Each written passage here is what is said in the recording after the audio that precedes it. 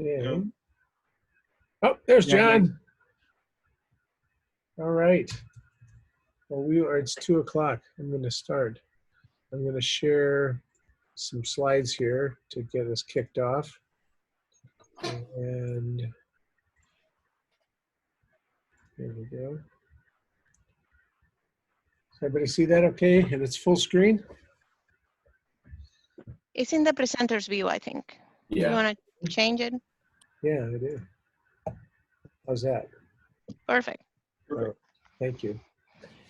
All right, so John, definitely jump in and interrupt me anytime you want. This is a joint presentation. So this is an update of what we presented last year. Oh, wait, you know what I should do? I'm sorry. I want to record this.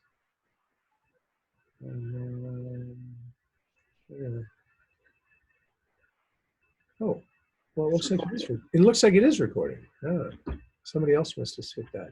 Well, that's good. I'm glad somebody thought of that. So let me go back to sharing. And that's good. Okay, does it look okay again? Nope, it's presenter mode again. Okay, let me see. How about that? There you go. All right, thank you. All right, so in discussing this with the donor who had a lot of industry experience with these matters, we kind of evolved to this understanding of how we want to see our curriculum in the College of Engineering overall, and we came up with this idea of these foundation pillars and a capstone with this technical foundation of courses that we've got, and then at the end of our curriculum we have this disciplinary knowledge and skills coming out with our students, but that these are built through three main efforts within our educational. We have global and societal awareness, creative thinking, and we also want to make sure that we really cultivate the students' ethical perspective. So the disciplinary knowledge and skills, this is within our, our ABET accredited programs of study. We're doing a really good job with this. We have a really great process for continuous improvement and so on. The technical foundations, these are the kind of the cross-cutting, fundamental science and mathematics courses that we offer our students. Again, these are things that traditionally engineering programs do a really great job with, and we certainly, I think, are as good as anybody else in that area. But then these essential qualitative characteristics, the societal, creative thinking, and societal and global awareness and ethics, we're going to focus on that, one of those three pillars here with this initiative. And we want to be able to produce engineers with the ability to anticipate and consider societal impacts in the areas such as artificial intelligence. And again, this was that example was driven by the donor and his particular experience with that part of the field. But there are lots of other areas that are just as important across the college: sustainability, entrepreneurship, global perspectives, problem solving, open-ended problem solving, and so on. So focusing in on that just a little bit more, the goal is to not simply make students aware of the issues, which I think in the past, not all of the ethics efforts, but a lot of them, and probably the most common means of trying to raise the topic of ethics with our students was in presenting to them and describing ethical issues and describing case studies to them while they sat there fairly passively absorbing, and in some cases though, engaging in some good discussions. So like I said, we weren't completely missing an engaging component to this in the past, but we had a lot of the content that we had that was relying mostly on presentations. So we want to be able to equip our graduates with practical tools for discovering and confronting these dilemmas as they arrive in their future career. So the components of this ethics curriculum will eventually include an initial orientation course. We're still not at a point where we know exactly how that is going to fit in, or whether that is going to be like a full-blown course that every student takes, but it's still part of the overall plan. But then what these proposals are for and what the funding was provided for was to develop these modules that get put into courses in different ways. Some of them can replace a lecture or two. Others might be a field trip or some outside experience. Others might be, you know, assignments that are done partly outside of class, partly in. The idea is that these are things that can be developed and refined within the context of at least one course, and then hopefully be ported across to other courses as well. So the faculty that get involved with this initiative become part of this team to help not only develop the modules, but refine them over time, to do documentation and training for other faculty to use these modules in the context of their own courses and so on.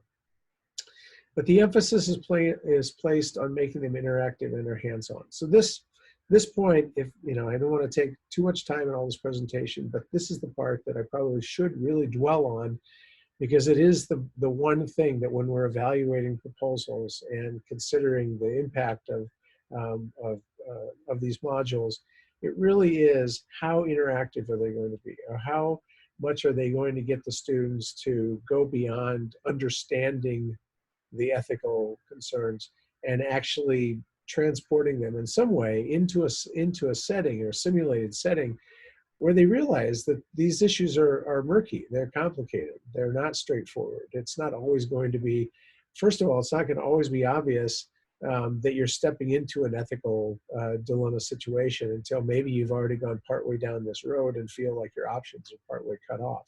We want to put students in situations where we make them feel that tension, feel that concern about something that they may or may not have, you know, control at all levels. And so, as we'll see in the projects that were done, the modules that were developed this year, some really good, successful efforts at doing that. So there's an example that's given here, but I think I'll leave the examples to, since we have existing courses from this current academic year to demonstrate this. I think I'm not going to read through that. Hopefully everybody's looked through that by now. So the current year 2 request for proposals is, you know, funded by a substantial donation from an alum, and to support the enhancement of ethics education in the graduate curriculum, provide instructors to develop these ethics modules that we're talking about, and it'll be done competitively. So there's up to 2 awards here in year 2 that are up to $20,000 each. And in addition, in this second year, we're going to do a number. We don't know the number exactly. It kind of just depends on how many are and what the budgets are like in the total package of proposals that come in. But to fund additional smaller projects to support refinement and adaptation of existing modules. The funding can be requested for summer academic year salary support, appropriate travel, or other expenses. And those other expenses might be literally curricular materials or other kinds of training or books or whatever might be necessary.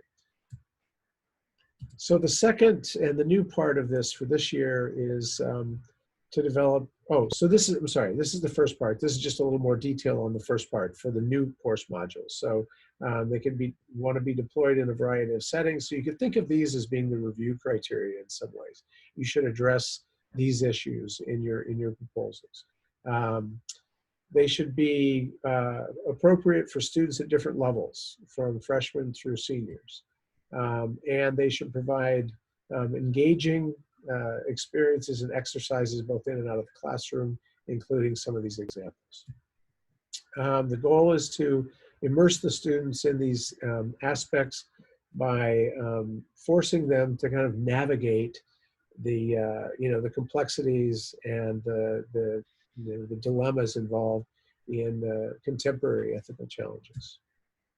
So here's the new part, and that is up to $10,000 requested to support integration of previously developed modules into additional engineering courses, or for further refinement of modules based on prior assessment results. And again, the funding can be used for the same kinds of things.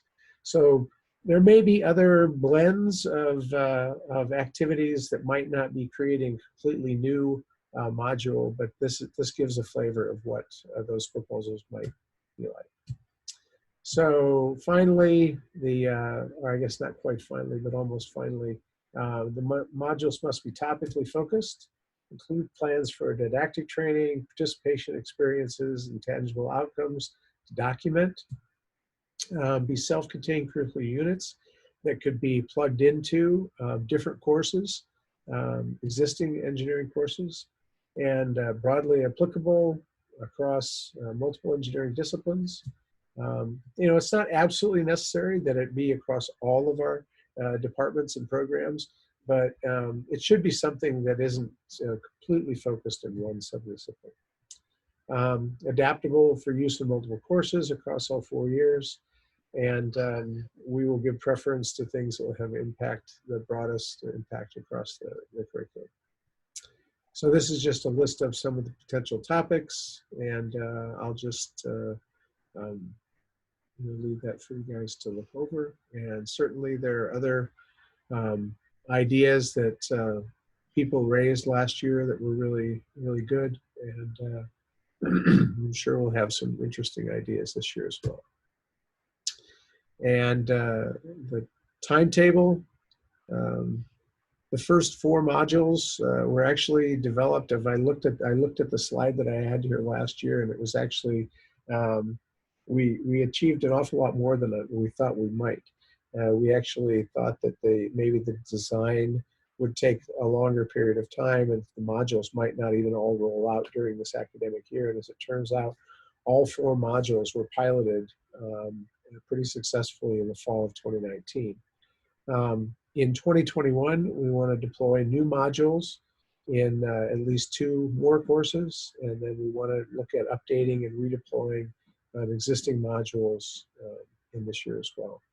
So just looking to the future just a little bit, in each of the remaining 3 years of this initiative, because it was funded for 5 years, to look at 1 new module and then do continuous revision and redeployment and deployment of these modules in more courses and more settings.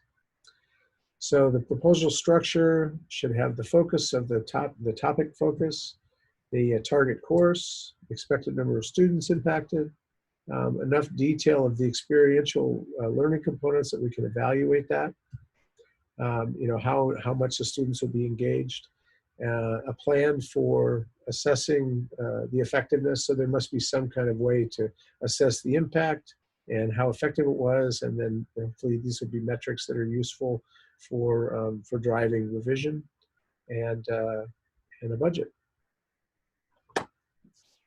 That's all that I have. So we did that in about 13 minutes. Any questions about that? Hey, Tom, I've got a quick question. Yes, sir. Can we use some of the money to have undergrads play test and refine this stuff? Meaning you would... So I want to develop basically a role-playing scenario game that the students would use in class. Okay. But the first version I make is probably not going to be perfect. And so I'd like to have undergrads play tested in the summer, right? So that basically I bring in, let's say, 5 undergrads, and they play the game, and then they, say, well, this worked, this we didn't really get, whatever. And then you can make revisions and have them do that, multiple times so that you can actually improve it. Right. I don't see a big problem with that. John, do you want to comment? I don't see a problem with it either. I think, we have to make sure we work with April about how you're going to pay these students. You have to be careful you don't run into some kind of IRB issues. Right, human subjects kind of things. Yeah, but otherwise, yeah, I don't. Yeah. I mean, I guess I don't consider them human subjects in the sense that I would consider them just hourly employees. I pay them for like 2 or 3 hours of them just playing a game, and then them giving comments. I'm not studying how they play a game. They play the game and they come back and tell you, this again, worked. I don't think it would be a big issue, but it certainly would be something that wouldn't hurt to just ask somebody in the IRB office to explain what you're going to do, and then they'd be very easy for them to say, yep, that's not a concern.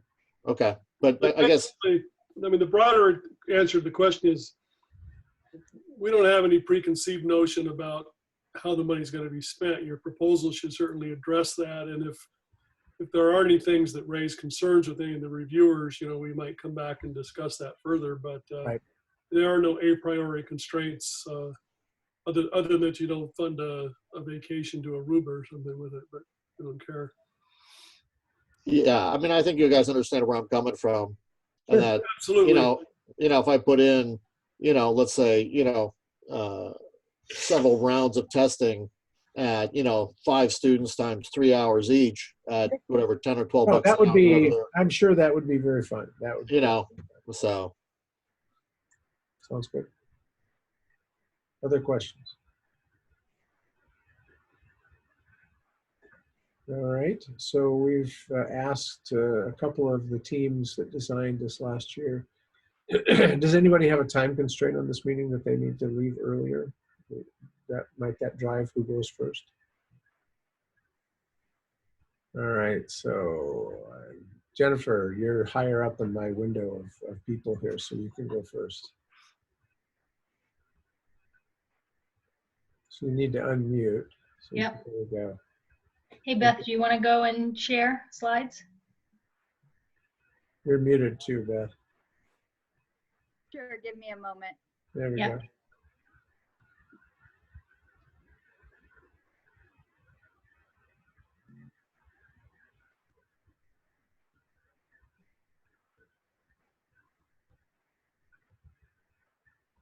Everybody see that?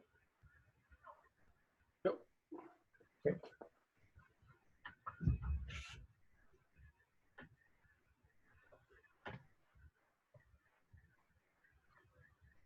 All right. Beth, am I talking or you talking? We never got that far. If Beth's talking, she's muted, so. Can't hear you, Beth. There we go. Now There you're we go. I couldn't mute and get slides up at the same time. So Jennifer, it's up to you if you want to talk, or I can. Sounds like Jennifer's Go for audio it. connection might be better though. All right. So what Jennifer and I did, we did a choose your own path ethics game. And in this, we had the students where they had to,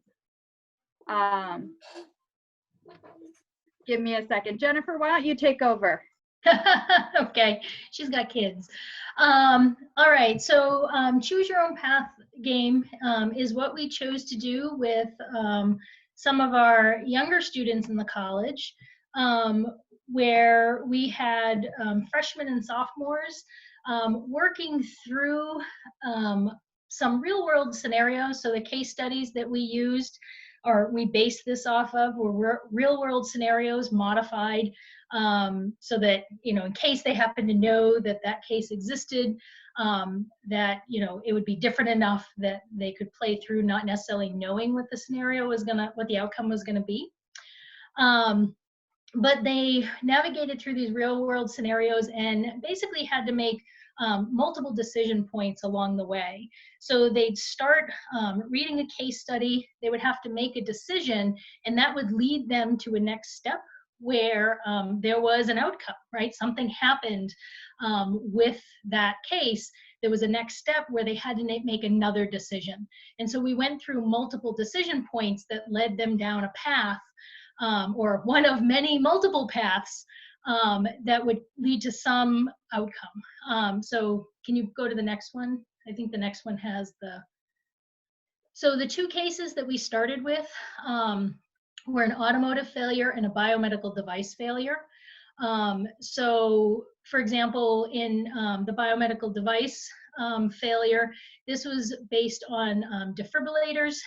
The case study that we were working with was a change to that, but still an implantable system that had a technical failure in it.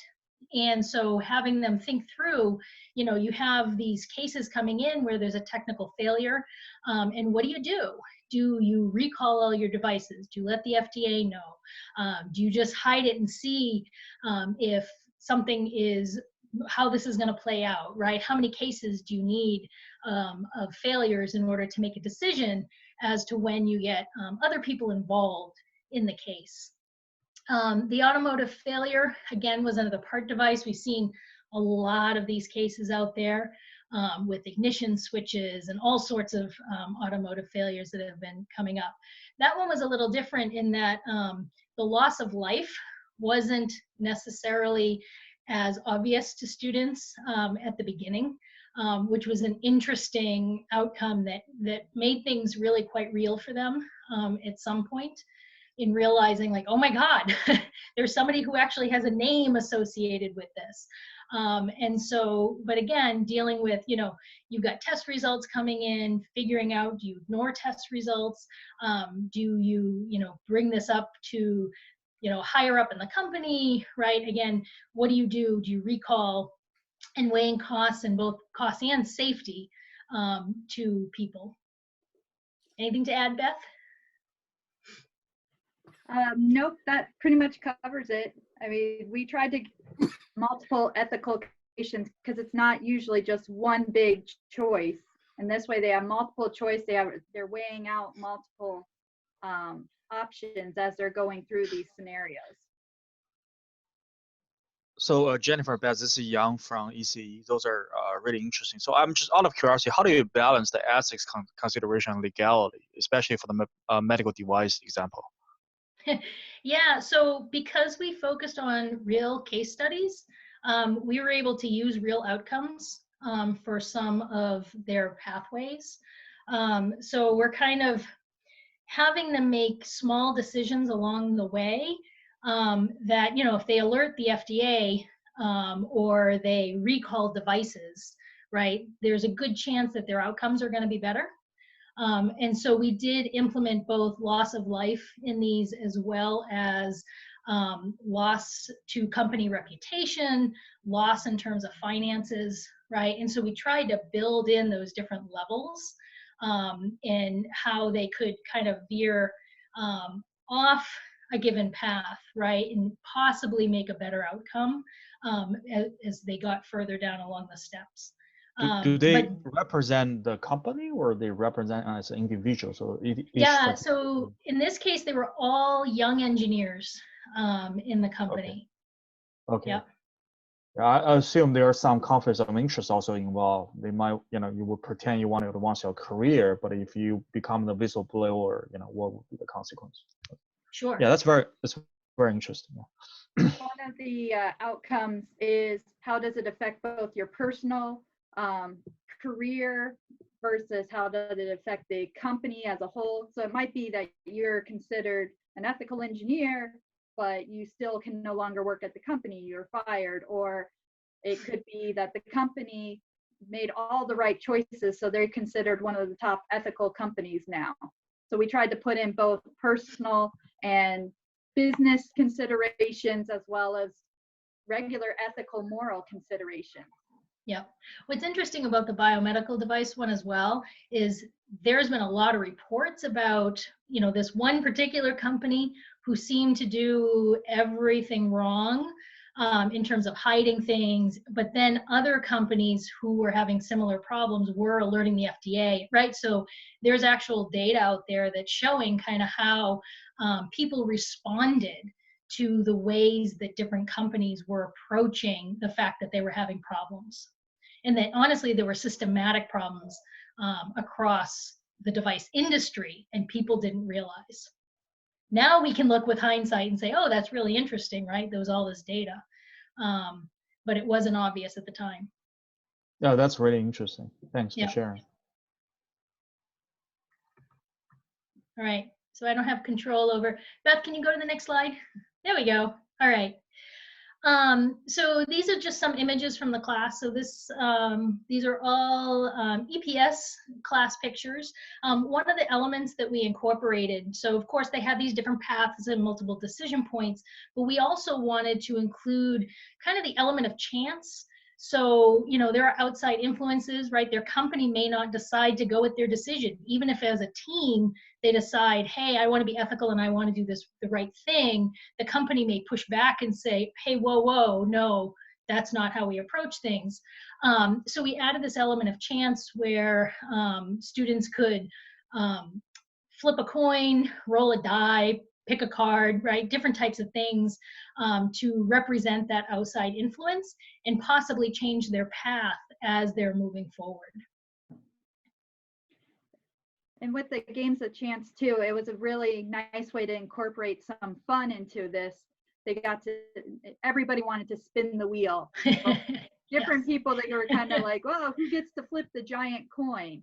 And so again, it gets them thinking, but it's also very interactive and kind of working it so it's not so dry. It's a little bit more fun. Yeah, and got them up and moving around the room, which was really good. Yep. The other thing is all these decision points, each decision that they made led them to a different spot within the room. And so they were moving and they would talk because they're like, oh, where's the folder? Who has it? And it kind of gained their confidence as a team to speak a little bit. Yeah, John and I think Nicole probably got to see these, and it really was striking how, just having the students up and physically moving around got them mentally engaged as well, as opposed to just sitting. So I know it seems obvious that they're physically engaged, but that actually, I think, got them engaged in a lot of ways. You could see body language when people were uncomfortable, whether they were going to argue with somebody about, because groups had to reach consensus on their decisions and so on. So it was kind of it was really interesting to watch how effective it was. If anyone's ever given an ethics lecture to a class and looked at the painful expressions on students' faces as you try to lecture to them about ethics, it was amazingly different experience. And I think really gave us a lot of good feeling about what we're trying to accomplish with this initiative. So I guess one of the lessons learned is that the more interactive it is, the better the learning outcome is. Is that a claim we could say? I think not just interactive, Yang, but contextual, I think is maybe the right word, is that it's the idea of putting students in a believable, realistic situation so you're not telling them the answer, they're experiencing what it's all about. And it's just sort of a whole different way, I think, of having them grasp what ethics is all about. Yeah, I think my greatest hope for this is that we'll get students to kind of store away this little experience, this simulation experience, and then later on in life, they might have an aha moment that says, oh, that reminds me of that day that we did this. This seems a little bit like that. And then they remember that it was actually deeper and more complex to work through it than just it being obvious. Because I think if you ask a lot of students, they'll say, well, I was raised properly and I know the difference between right and wrong. They don't see how complicated it can actually be in reality, that they might inherit a situation where options appear to be limited, or they might have a power imbalance with somebody who is, possibly in control of their future, might make it difficult for them to do what they think is right, or even to raise the subject for discussion.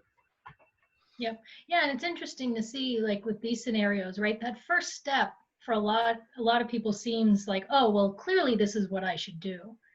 But the fact that it had life beyond that, and that there were more ethical decisions that they had to make than just that one, that changes the whole game, right? Because now they're trying to balance a lot of different things and many different inputs all at the same time. And so it was interesting to see them struggling and thinking back like, oh, darn, we should have checked all the folders to see what all the potential outcomes were, right? They started to realize how those decisions were starting to compound on each other. So that was really interesting to watch in the classroom as well. Yep. So Jennifer, how many sessions did you do? Just one session? Here we go. No. Oh, okay. So we had 6 classrooms that we ran this in. So we ran it with about 250 students. So we were running it in 4 EPS classrooms, process calculations, which is a chemical engineering course for sophomores. No, 5 EPS classrooms. and the process calc. And then we also ran it with our advisory board. And then of course we ran it with instructors and TAs as a way to train them to be able to run through the game in the classroom. So we've had a lot of people go through this. Probably one of the most interesting ones was the advisory board, and just seeing, you know, people who are actually in industry, what their perspective on this was. And I will tell you, they didn't want to leave the room, but they had to because they had other meetings they had to go to. So took them did you longer to find play. your, this is a saying half jokingly, did you find that advisory board ethical or not based on this game? You know, we didn't really track it, but what was probably interesting was they were coming from different industries, and so their thought process on whether you should recall something or not was very different depending on the industry they were in. And that was surprising. That was not something I was expecting to see come out of this, but really they kind of had this perspective from their own experiences that they were really bringing to the table. Yeah, I think Yang was kind of being funny there, but on the other hand, it raises a side issue, and that is that the experience should be one where the students feel safe to be able to express their opinions and discuss within their group without fear of being, you know, judged for it. That it is a simulation, Yes. and there's not a, like you asked, you know, were the board members ethical? That would be not one of the outcomes to decide Right. whether this group is ethical or that group is ethical. We really Yep. want students to just be free to go down these paths. In some cases, in this simulation, they were forced to go down paths that they didn't want to go down because of Yep. the randomness. Because of the company decisions. Right. Yeah, and we did a discussion after. So the class after, we did discussions with them. And that was, you know, starting out, it was hard to get them to talk about what decisions they had made and kind of how things played out. But once they realized that we were not judging them based on their decisions, things really started to open up, and they started to see the differences between the groups and what other people were doing. And so they became much, much more talkative about how the experience was and what decisions and what they were thinking about as they were going through the decisions. But you could see the hesitancy, right, initially starting out. But I tried to be really low key about it and not use language that made it sound like I was judging them. Yeah, obviously I was joking, but yeah, what I meant is that I think it's important that we audience, you know, make them feel like they're not being judged. And I think a lot of context, ethics, there's no clear right or wrong because there are context to it. So that's what makes life very complicated a lot of times. Yep. Yeah, I agree.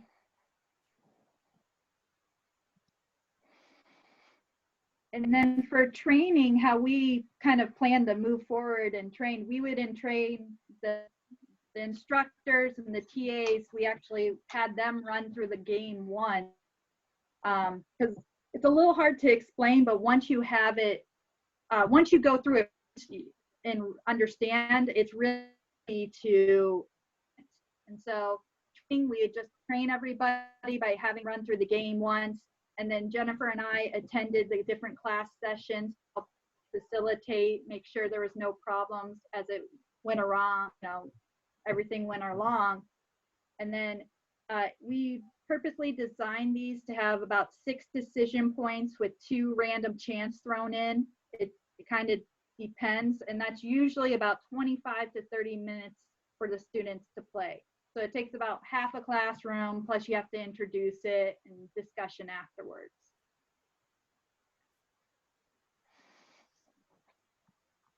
And then for our outcomes, we're still assessing it. We actually have, we had a quiz that we had the students take before and after that we're still trying to evaluate how they did on those ethical quizzes. Yeah, we have IRB approval to officially go through the data and hopefully get to a point of publication at some point. Right, but some just qualitative reviews. The students all really seem to have a lot of fun with it. Some more than others, but that's always the case. And they really liked the different things.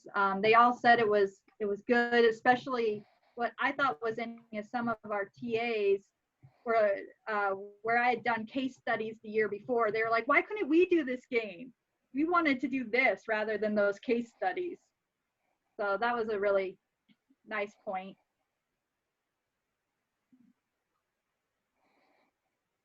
That's all we have. All right. Hey, that's terrific. Thanks. Great. Tyler or Guadalupe, you guys want to take over? Yeah, the slides. Let me pull them up here.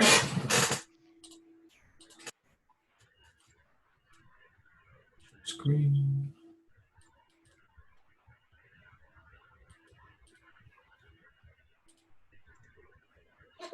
Okay, so our topic, our module was on the responsible use of open source software and internet accessible code, specifically as it relates in the College of Engineering to some of the more software oriented courses. So the course in particular that we were targeting was the Computers and Engineering course, 2730, but our goal for the module was to pretty much just educate the students and give them practice with dealing with the ethical consumption and production of both software and just creative work in general. So we were working under the assumption that as students enter these software courses and just their engineering classes in general, there's more and more available online. And we ask them like, oh, you guys have heard of Chegg, right? And they all sort of like, ha ha ha, yeah, at us. And there's a lot of potential gray area, not with Chegg, but just using resources that are found online, especially if something has been released as open source software.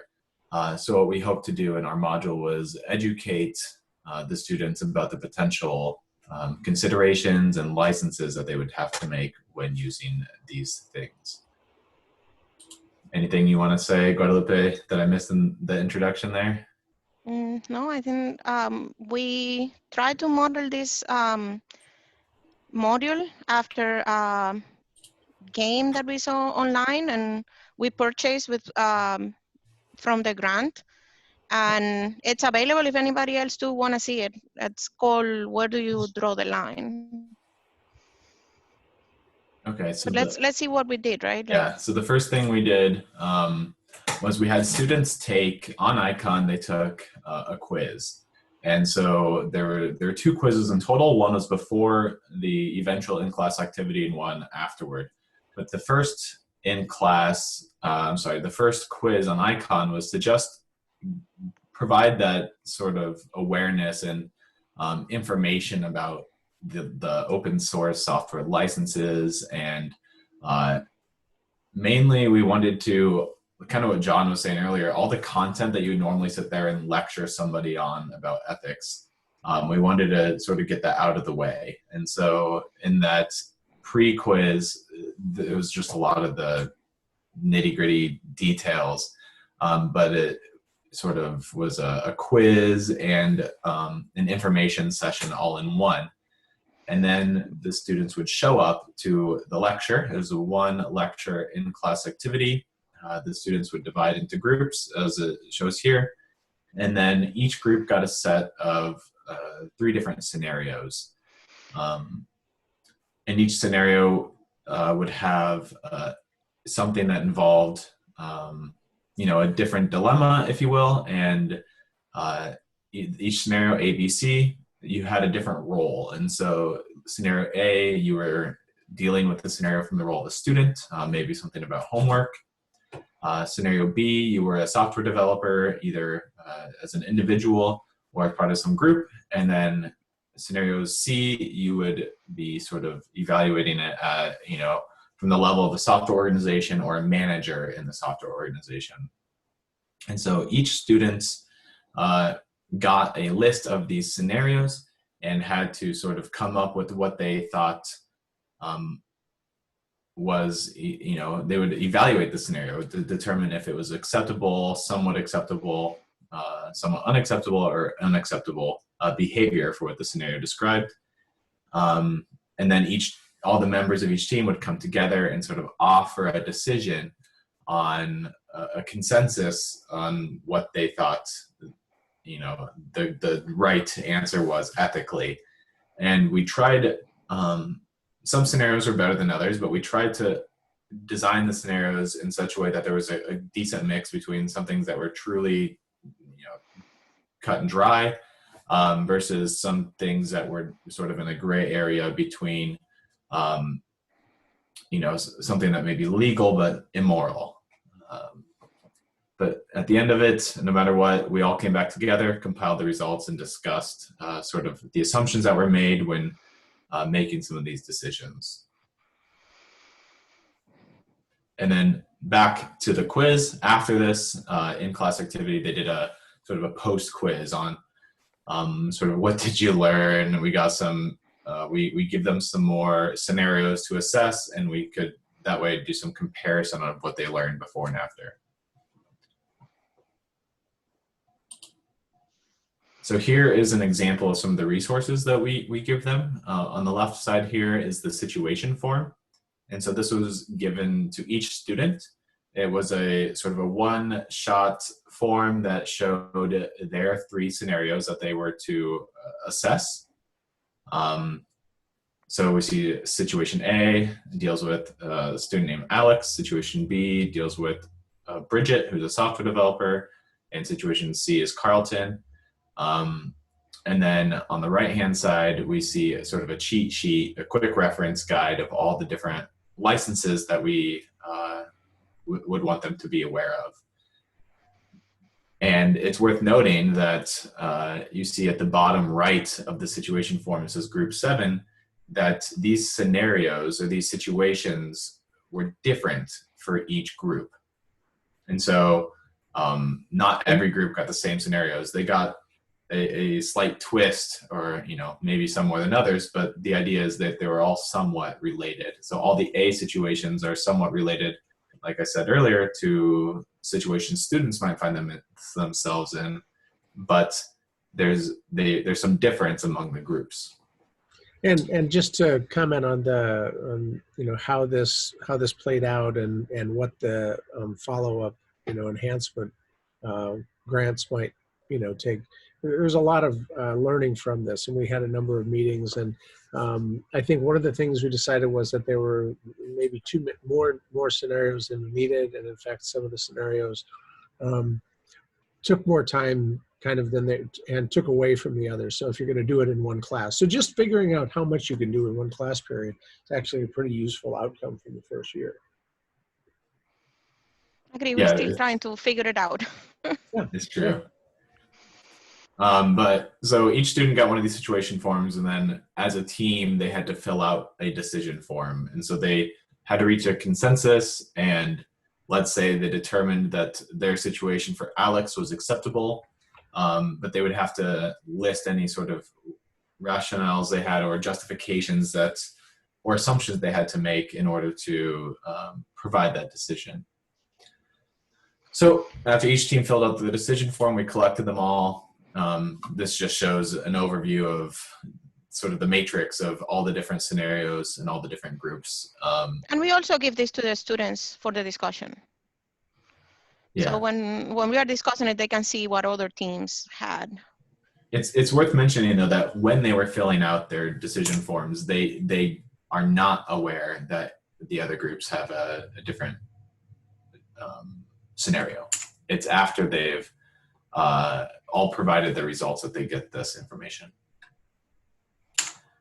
But so as I mentioned, we did this in computers and engineering. We did it in the fall, and we just did it again a few weeks ago. It's both times in the computers and engineering class. These are pictures and numbers from the fall. This is what the decision matrix grid sort of looks like coming back. And so we see that. Without saying that you couldn't do this during it in an online class. What's that? We could. It goes without saying we couldn't do this in an online course delivery, but maybe we could breakout room, right? Maybe. I don't know. The breakout rooms, and I honestly think this decision form could easily be filled out with some web form. Yeah. And it could then populate this decision matrix automatically, which would reduce a lot of the time it took in class to populate this.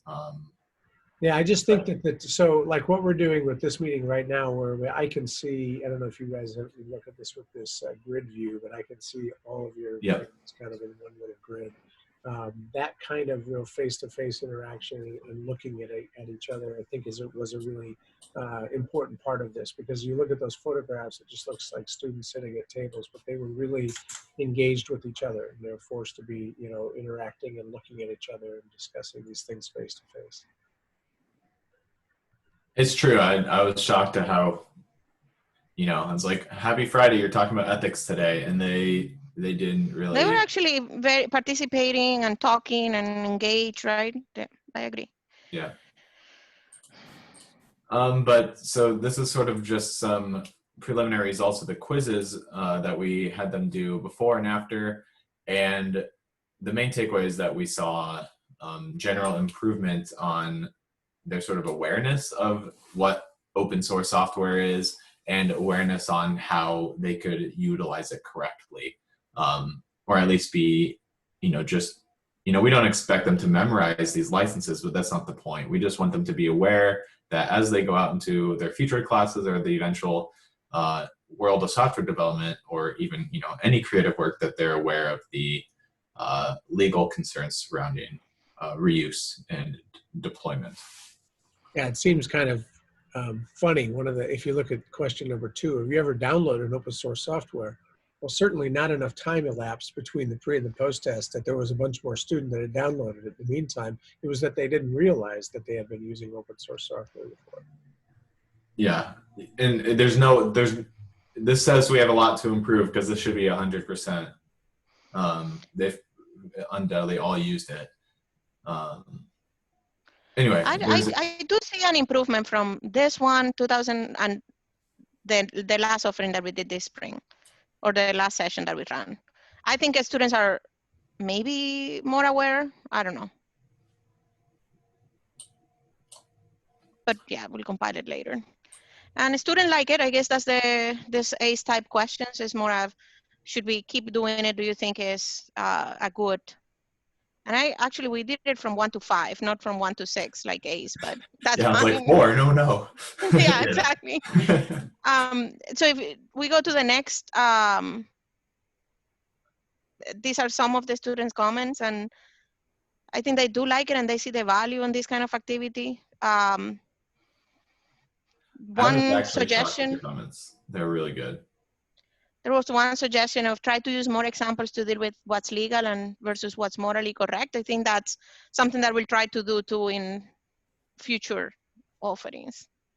And to kind of speak to what Jennifer is saying about Jennifer and Tom, about a judgment-free sort of zone where students felt comfortable, we did see, and I don't know if it was just them being comfortable or playing devil's advocate, but we did see a couple examples where they would sort of say, yeah, let's, in a roundabout way, they would sort of being devil's advocate, what is one life compared to, how much is one life worth? And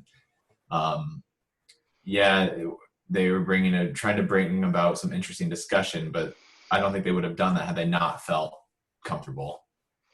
We also try to put the scenarios as a third person, right? Like you were evaluating it as a third person, because if you try to say what you would do, because it's a team, they would be defensive or try to always pose as the right thing to do. And we didn't want that. Right. So yeah, we think we think we have a good start on this. We'll know a little more after we look at the most recent results. And when we ran it just a few weeks ago, we made some changes from when we ran it in the fall, and we already know the things we want to fix this time. So I think we're on our way toward having this a truly reusable module, which is the goal of this thing that can be used in any class. So I think that's all we have here. Yep. Thanks. So I have a little question for both groups, which is that both of these systems that you guys set up were group-based, right? So you had 5 or 6 students, and they all had to basically vote, right, or unanimously agree to a single answer, right, for whatever the group did. Yeah, and it was kind of voting and kind of consensus. I don't know. How did? Yeah. But I mean, but again, the whole group basically issued a single decision in sort of the path that they chose or what they did. I guess I'd like to hear comments from you guys, because what I'm thinking of putting together would be individual. So each student would have to make their own perspective and their own decision in a scenario, right? And so, you know, there'd be one decision sort of effectively that they would have to negotiate to, but each student would have a different sort of payoff. I think I can see pluses and cons of either one of these scenarios. If you are discussing your thought process with somebody, you would have here another perspective, right? Another assumptions that maybe you would not think otherwise. Yeah, like I said, what I want to do is more. It's you know, where each of the students represents a different actor in a scenario, and so they are going to interact. Yeah, they have to interact. Then I think that's perfectly fine. But they each have a different payoff. You know, so you're trying to make a decision. Let's say there's 10 possible answers. They have to come to an agreement on an answer, but each of them has a different payoff based on what answer is chosen. So one of the things that we did was we had the students track both their own responses as well as the group response. And then, you know, if there was a different company decision, they also had to track that.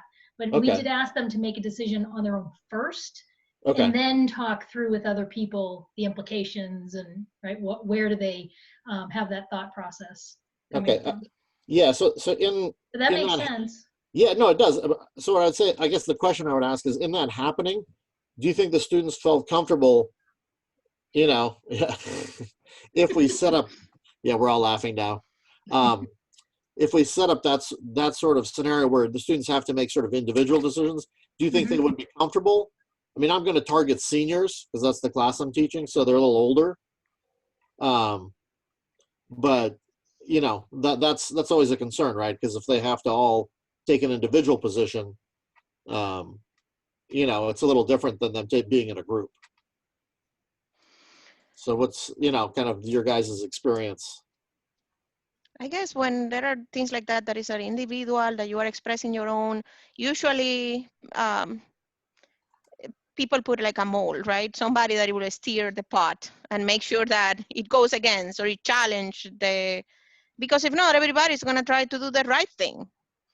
Well, but if they have to consider the roles, right? Like I'm the finance person and all I care about is that we decrease the amount that we're gonna have to pay. Right? That's a very different role than I'm the manager of the project or I'm the safety engineer, right? Like I can see where that would create quite different conversations to have to step into somebody else's shoes. Yeah. So for, like I said, because in the class I run, right, we do a lot of lead for buildings. And so the obvious sort of scenario is, you know, the owner of the building, whether it's the university representative, let's say, but whoever owns the building has to pay for it, versus the engineer, the architect, you know, the city safety person, you know what I mean, the contractor that's going to build it, you know. So the university person on the one hand wants to minimize the cost, right? But it can't be too ugly. The architect wants to have the most beautiful building and doesn't care how expensive it is, right? The engineer's trying to minimize their hassle, right? You know, the contractor wants to maximize the cost, right? Because they make more money. And so people are competing, right? And so you have a lot of different options, and depending what you choose, different people sort of win or lose more or less, right? So there's a competition between the students effectively that they have to come to an agreement, but they all have different payoffs, right? And so I just want to make sure that you guys having from what I've seen in the literature, there's literature on that, and it's a successful approach for a lot of people to do that role playing and have them have to defend a particular position. Yeah. The only comment I would make about that is that make sure that I think it's a great idea, but make sure that at the end of the day, what the students are arguing about are really ethical considerations, not just business considerations. Right. I mean, knowing that the business, considerations are one source of pressure, there's ethical issues that are kind of at the nexus of a lot of different kinds of pressure. Yeah. So I was really actually happy to hear kind of how people structured their things today, because what to me, sort of the best way to get to the ethical considerations is you have to have a several step problem, right? The same way that, Jennifer and Beth really laid it out nicely, is that you do the first step where, let's say, it's mainly sort of a business consideration, and then the students choose something, and then you have the scenario effectively changes, and now it effectively becomes ethical, right? Because you have to make a change, but are you willing to spend what it really takes, right, to make the ethical decision, right? Because the situation changed and you didn't know it was going to change, right? It's not like you were trying to make a bad decision, but now you're down the road. Things change and you have to respond, and that's where the ethics issues come in, right? So it's a little bit of a setup, I think, like they did, but I think it's a lot easier to get there, right? Because they negotiate the first one on sort of a very sort of, let's say, simpler financial issue, right? Yeah. And then turns out that, well, okay, those things are ramifications. Now you have to decide, are you willing, where's the ethics going to be? Yeah. Hey, Al, I appreciate the comments. I didn't anticipate that this would take the entire hour, but it has.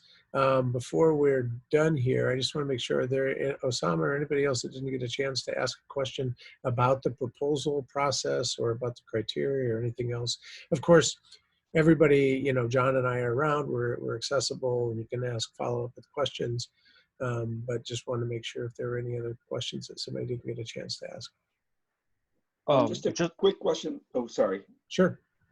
Go ahead. Quick question on the deadline. Is it changed or is it the same as it was in the email? It's changed. It's April 30th. Right, John? Yes, April 30th. Thank you. Sorry, we need to. And I would say on top of that, there's April 30th. If we understand that these are really difficult and challenging times, so if for any reason April 30th turns out to be a problem with people, let us know. I mean, this is a time to be flexible, and we certainly can be. But right now, we're working with April 30th. The deadline's really there because we want to get these funded in time for people to start working on them in the summer and to factor them into their summer plans.